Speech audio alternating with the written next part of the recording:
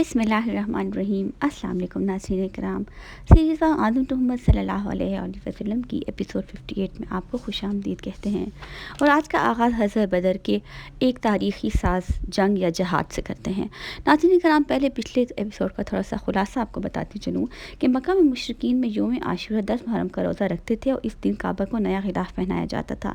इस्लाम में 10 मुहर्रम का रोज़ा फ़र्ज़ करार दिया गया और मुसलमान इसका पूरा एहतमाम करते थे। नबी पाक सल्लल्लाहु अलैहि वसल्लम जिन मदीना तशरीफ़ लाए तो यहाँ यहूद को भी 10 का मुहर्रम का रोज़ा रखते हुए देखा।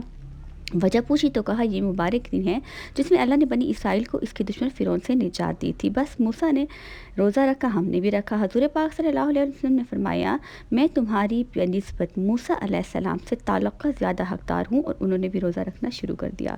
हिजरत के दूसरे साल माह शौबान में माह रमज़ान के रोज़ों की फजीलत का हुक्म हो गया और ये फ़र्ज़ हो गए।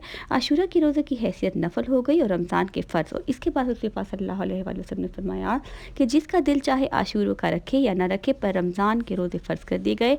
और सहाबे कराम रोज़ शोर के साथ तरावी और रमज़ान के रोज़ों में हिस्सा लेने गए, और ऐसे रमज़ान का रोज़ा फ़र्ज़ हो गया और लोगों ने इसमें खूब हिस्सा लिया। और ऐसे जो है ये जो रमज़ान है हमारी ज़िंदगी में अल्लाह की तरफ से एक तोहफ़ा होकर निकला। नाज़रीन कराम, अब आपको पिछले एपिसोड में भी बताया जा चुका था, फिर दोहरा देती हूँ कि आज़ान का इंतज़ाम कैसे हुआ। हज़रत पाक सल्लल्लाहु अलैहि वसल्लम को पहले से ही कुछ दुश्वारी थी कि लोग नमाज के लिए कैसे मस्जिद की तरफ रुख करेंगे।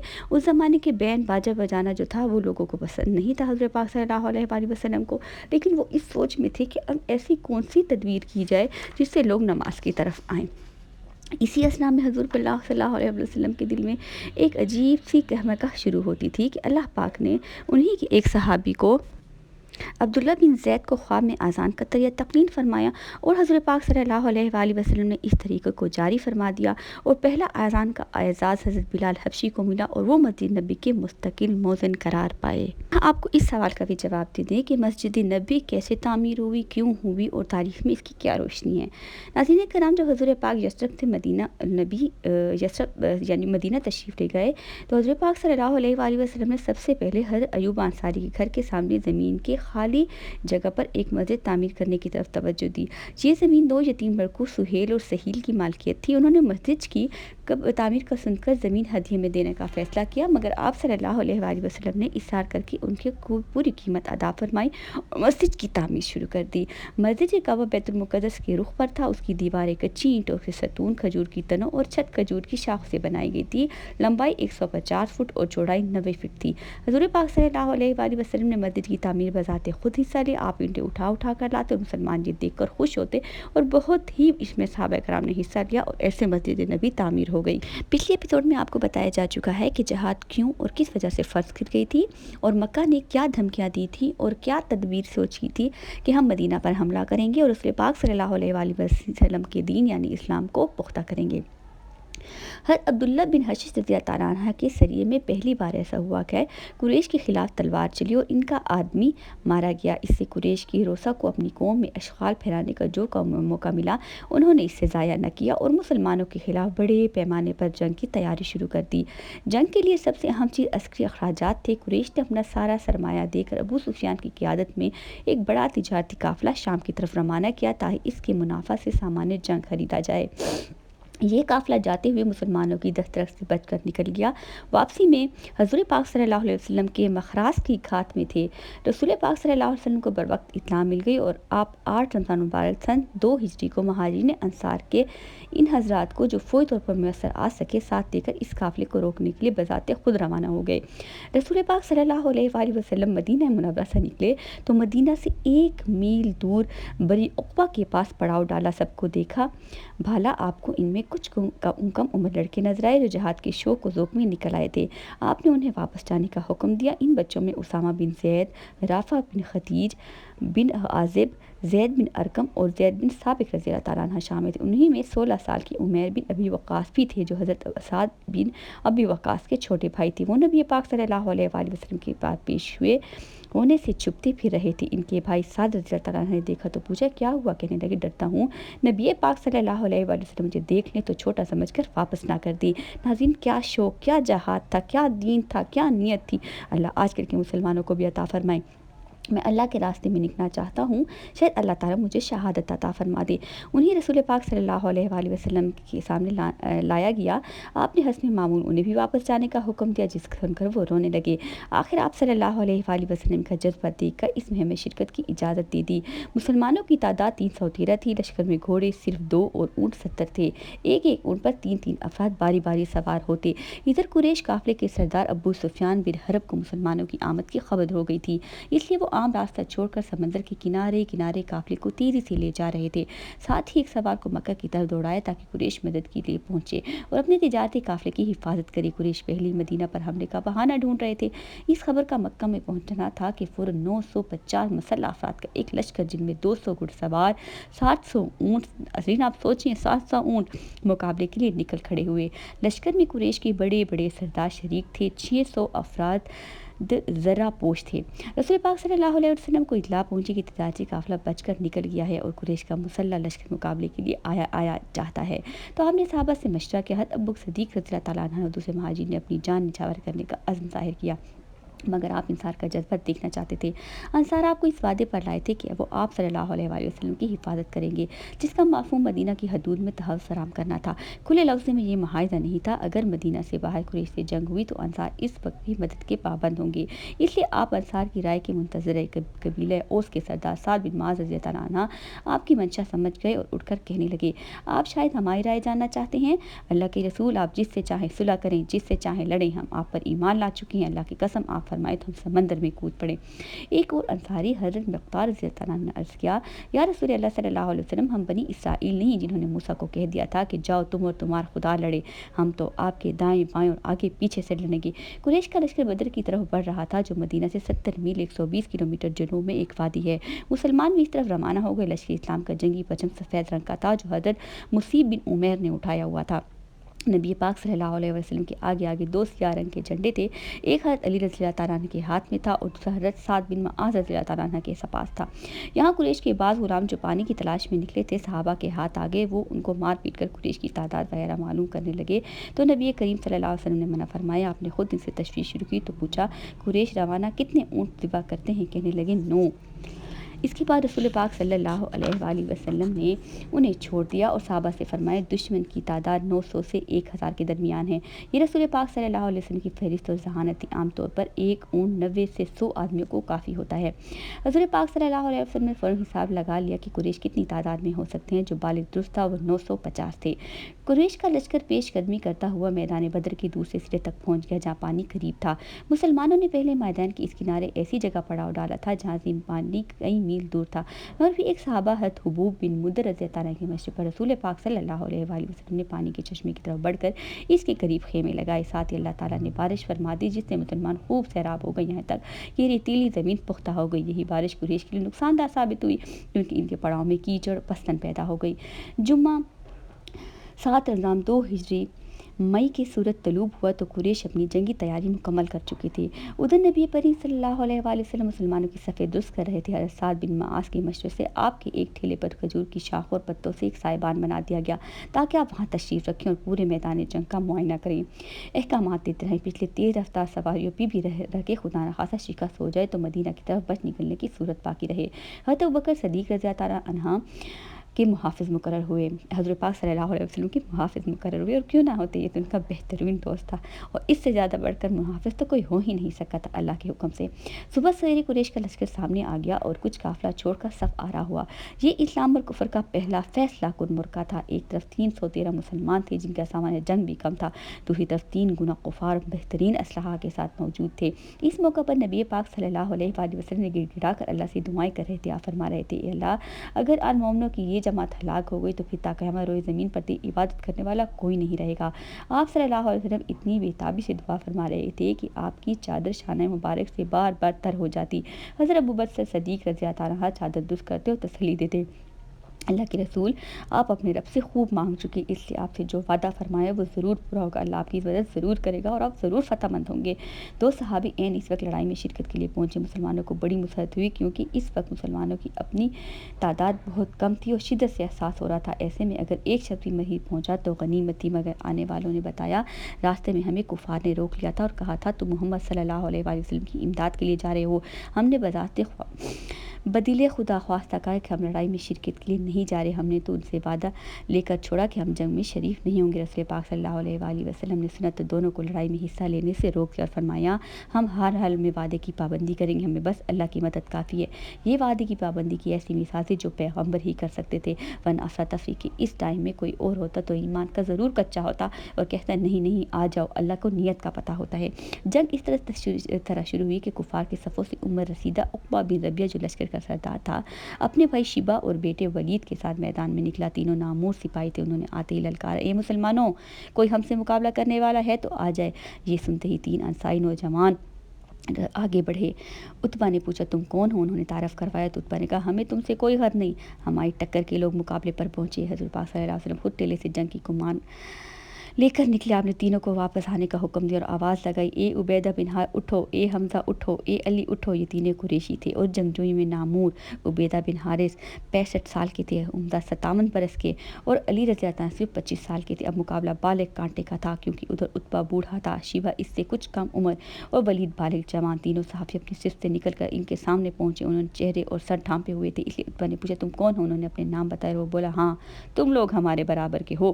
حضرت عبید بن حارث عتبہ بن ربیعہ سے نبرداز آزمائے ہوئے حمزہ اپنے ہمراہ شیبہ پر پل پڑے اور علی نے اپنے جوان مقاوی ولید پر حملہ کیا۔ حمزہ نے شیبہ کو وار کرنے کا موقع بھی نہ دیا اور ایک ہی ضرب سے اس کو قتل کر دیا۔ حضرت علی کے سامنے ولید نہ ٹک سکا اور مارا گیا۔ حضرت عبیدہ بن حارث اور عقبہ دونوں بہت پرانے شمشیر تھے، اس لیے دیر تک لڑتے رہے، دونوں کی تلواریں دیر تک ٹکرائی رہی۔ آخر خیر عبیدہ لڑتے لڑتے زخمی ہو کر گر گئے۔ حمزہ اور علی نے انہیں گرتے دیکھا تو عقبہ کی طرف لڑتے اور اس کا کام تمام کر دیا۔ پھر عبیدہ کو اٹھا کر آپ صلی اللہ علیہ وآلہ وسلم کے پاس لے آئے۔ حضرت عبیدہ نے آپ کے قدموں پر رخسار رکھتے ہوئے سوال کیا یا رسول اللہ کیا میں شہید ہوں؟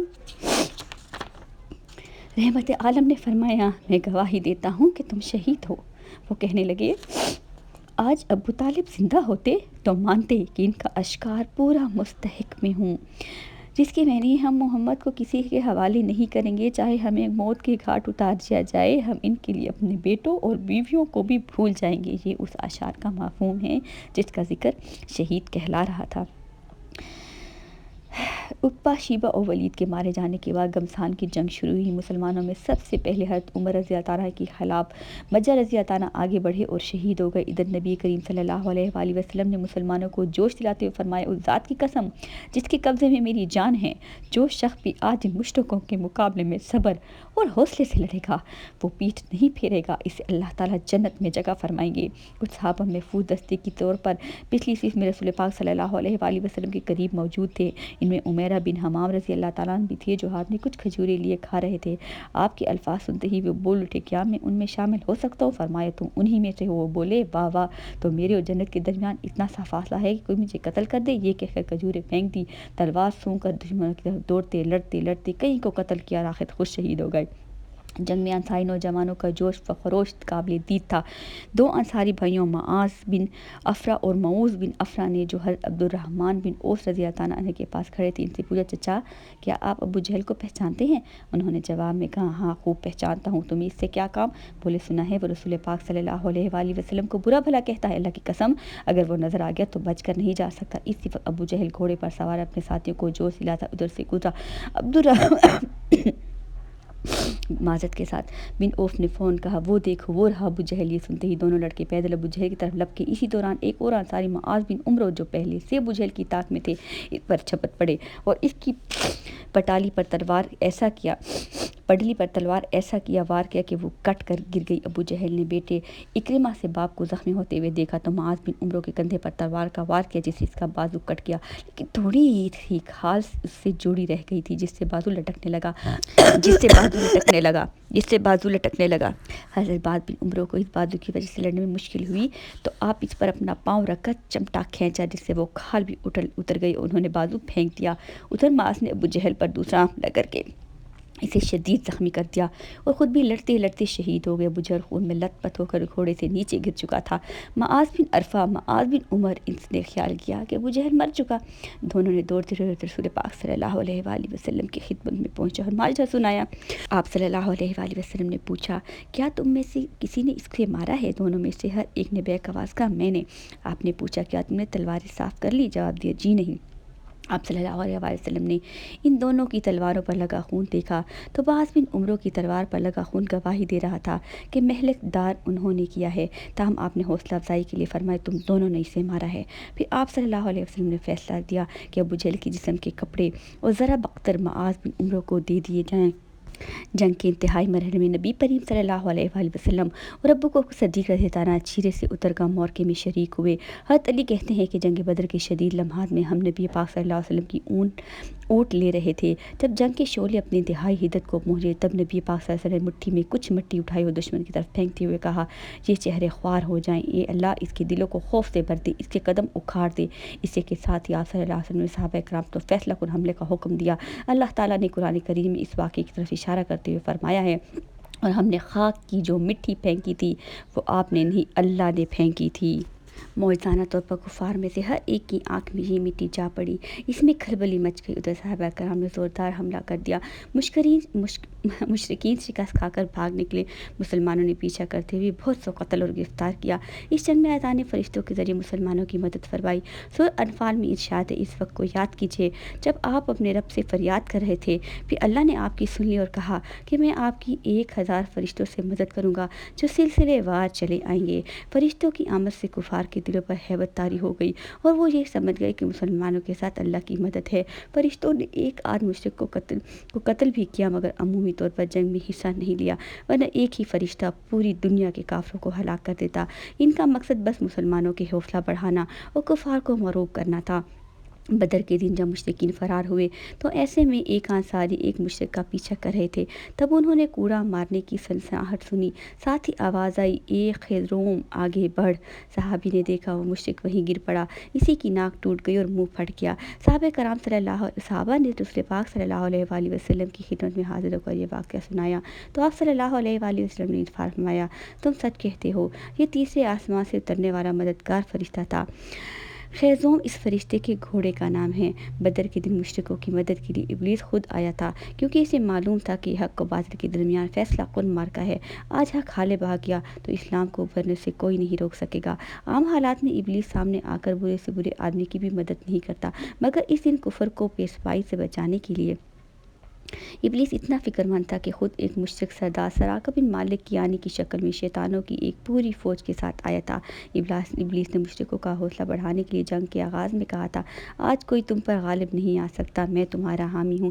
لیکن جبریل دوسرے فرشتوں کے ساتھ مسلمانوں کی مدد کے لیے نازل ہوئے تو ابلیس اپنے چپنوں سمیت بدحواس ہو کر بھاگ نکلا۔ مشرکین مکہ یہی سمجھے کہ سراقہ بھاگا ہے۔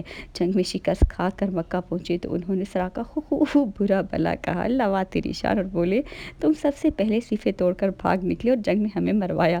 سراقہ حیران ہو کر بولا، مجھے کچھ بھی معلوم نہیں، میں تو میدان بدر میں گیا ہی نہیں تھا۔ مگر مشرکین سمجھے کہ سراقہ جھوٹ بول رہا ہے۔ کفار کی شکست اور پسپائی کے وقت کچھ مسلمان دشمنوں کا چھوڑا ہوا مال جمع کر رہے تھے۔ اس میں عبد الرحمن بن عوف بھی تھے۔ انہوں نے زریں اٹھائی ہوئی تھیں۔ ایسے میں ان کی نظر قریش کے سردار امیہ بن خلف اور اس کے بیٹے پر پڑ گئی۔ دونوں افراتفری کی حالت میں ادھر ادھر بھاگ رہے تھے۔ امیہ نے بھی انہیں دیکھ لیا۔ دونوں چونکہ ماضی کے زمانے میں دوست تھے، اس لیے امیہ نے پکار کر کہا، اے عوف، میں تمہارے لیے ان زرہوں سے بہتر ہوں۔ مراد یہ تھی کہ ہمیں پکڑ لو تاکہ میں اور میرا بیٹا مسلمانوں کے ہاتھوں قتل ہونے سے بچ جائیں اور تمہیں ہماری رہائی کا فدیہ مل جائے جو زرہوں قیمت سے زیادہ ہوگا۔ حضرت عبد الرحمن بن عوف نے فوراً زریں پھینک دیں اور امیہ اور اس کے بیٹے کا ہاتھ تھام کر ساتھ چلے۔ تب حضرت بلال کی نظر امیہ پر پڑی۔ یہی امیہ بن خلف تھا جو مکہ میں ان کا آقا تھا اور ان پر پرندوں کی طرح ظلم اور تشدد کرتا تھا۔ امیہ کو دیکھتے ہی بلال کو سب مظالم یاد آ گئی۔ ان کا خون کھول اٹھا اور وہ چلائے، مسلمانوں، یہ رہا کافروں کا سردار امیہ بن خلف، یہ آج بھی بچ گیا تو سمجھو میں نہ بچا۔ حضرت عبد الرحمن بن عوف حیران ہو کر بولے، بلال جی میری قیدی ہیں، کیا تم انہیں قتل کرو گے؟ مگر بلال رضی اللہ عنہ نے توجہ نہ دی اور پکارتے رہے، انصاریوں، اے اللہ کے دین کے مددگاروں، یہ رہا کافروں کا سردار امیہ بن خلف، یہ آج بھی بچ جائے گا تو سمجھو میں نہ بچوں گا۔ अंसार जो पहले ही भागते भागते काफरों को मार रहे थे दौड़े और उमिया इसके बेटे पर टूट पड़े। इधर हज़रत बिलाल ने भी तलवार सौंप कर उमिया पर वार कर दिया। तलवार इसके बदन पर जख्म लगा गई और वो चीख कर गिर पड़ा। अब्दुर्रहमान भी औफ कैदियों को बचाने के लिए इस पर औंधे झुक किया, मगर अंसारी दाएं बाएं से तलवारें चुप होकर बाप बेटे को मौत के घाट उतार दिया। बाद में ये वाक़या बयान करते हुए अब्दुर्रहमान बिन औफ फरमाते हैं, अल्लाह बिलाल पर रहम करे, इसकी वजह से मेरी ज़रहें भी गई, कैदी भी गए और ज़ख्म अलग खाए। लड़ाई का हंगामा थम गया तो नबी पाक सल्लल्लाहु अलैहि वसल्लम ने अबू जहल की लाश तलाश करने का हुक्म दिया। हज़रत अब्दुल्ला बिन मसूद ने इसे ढूंढ निकाला। अल्लाह पाक ने जब रसूल पाक सल्लल्लाहु अलैहि वसल्लम के सामने पेश हुआ तो आपने फरमाया, बढ़ाई है बस इस ज़ात के लिए। आपने अबू जहल की तलवार अब्दुल्ला बिन मसूद को दे दी। फिर अबू जहल की लाश के पास चलकर कहे, ये उस उम्मत का फ़िरौन है। हज़रत बदर के दौरान साहबा ने आपके बाद मुआज़ात भी देखे। एन लड़ाई के दौरान हज़रत अताशा बिन की तलवार टूट गई। आपने उन्हें एक लाठी देकर फरमाया, आकाशा इससे लड़ो। उन्होंने जो ही आपसे वो लाठी ली वो एक तेज़ धार तलवार बन गई। हर आकाशा इससे लड़ते रहे। हज़रत आफ़ा बिन मालिक की आंख में एक तीर लगा और आंख फूट गई। आपने इनकी आंख पर अपना लुआब दहन लगा डाला, जिससे आंख फ़ौरन ठीक हो गई, कोई तकलीफ न रही। हज़रत बदर में खून के रिश्तों को ईमान के सामने कुर्बान करने की अजीब व गरीब वाक़यात पेश आए थे। हज़रत अबू उबैदा बिन के सामने इसका बाप आ गया। एक बार तो छोड़ दिया, मगर दूसरी बार ईमानी गैरत ने ललकारा, हर रिश्ता भला कर बाप को मार डाल दिया। उमर फारूक की तलवार अपने मामों के खून से रंगीन हो गई। मुशरिकों के साथ हज़रत अबू बकर के बेटे अब्दुल्ला भी थे, जो इस वक्त मुसलमान नहीं हुए थे। इस्लाम लाने के बाद यही अब्दुर्रहमान बिन अबी बकर कहलाए। जब ये मुसलमान हुए कि एक दिन अपने वालिद अबू बकर सिद्दीक़ रज़ी अल्लाह तआला अन्हा से कहने लगे, ए वालिद मोहतरम, बदर की लड़ाई में आप कई मरतबा मेरी ज़द में आए, मगर हर बार मैंने आपको छोड़ दिया। हज़रत बकर ने बरश्ता जवाब दिया, मगर बेटा अगर तुम इस दिन मेरी ज़द में आ जाते तो मैं हरगिज़ तुम्हारा लिहाज न करता। ग़ज़वा बदर के साथ खुशी भी थी और गम के मिलाप का एक अजीब मंजर दिखाता है। एक तरफ फासिद फ़तह की बशारत लेकर मदीना में दाखिल हो रहा था और दूसरी तरफ रसूल पाक की साहबजादी हज़रत रुक़िया दुनिया से रुखसत हो रही थी। वो कई दिनों से शदीद बीमार थी। आपने इनके ख़ावंद हज़रत उस्मान को इनकी तीमारदारी के लिए मदीना मुनव्वरा में रहने का हुक्म दिया था, वरना खुद जहाज़ में जाने के लिए तैयार थे। नबी पाक सल्लल्लाहु अलैहि वसल्लम तकबीरें बुलंद करते सहाबा के साथ मदीना मुनव्वरा दाखिल हुए तो आपकी लाडली बेटी को बकी की ठंडक खाक में दफन किया जा रहा था। इस दौरान जब मदीना के बाशिंदे फातह लश्कर निहायत गर्मजोशी से इस्तकबाल कर रहे थे तो एक और ख़बर सुनी, और वो सुनाई जा रही थी जो जज़ीरा अरब से बाहर की दुनिया में भी किसी का काया पलट से कम नहीं थी।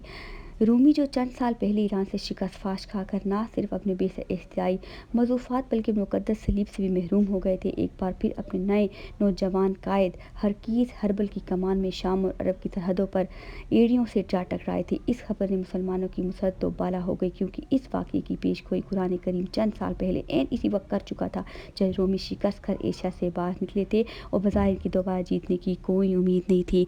नाज़रीन कराम, अब आगे चलकर शहदाए बदर की और कुछ आगे कैदियों की तफसील आपको नेक्स्ट एपिसोड में देंगे। चैनल से जुड़ जाइए। जज़ाकल्लाह, अला निगहबान।